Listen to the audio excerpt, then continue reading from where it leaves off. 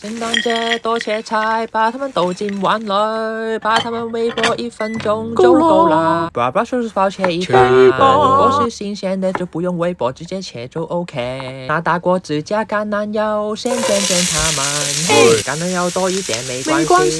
中大火盖着盖几句，中途翻它们一下。急冻的要煮久一点，可能要5到8分鐘。如果是新鮮的，可能就是3到5分鐘。自己食一個看看。嘿，菜的同時，臘腸隨便切碎，你們用培根也 OK。把核桃也打碎，你們用其他果仁也 OK。一定要煮到這樣焦焦的才完美。煮熟了，先把它們倒起來飯，再煎那些臘腸。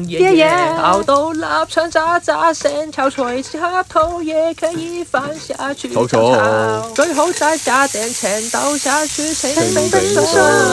所有東西都熟了，才丟回去，加點鹽巴，再加很多黑胡椒，然後泡過把它拌勻，煮完再關火，加很多檸檬皮，再擠點檸檬汁，燜完它們就煮完。攞個靚靚的把它放起來，把錢都藏起來，大家就會不小心吃下去。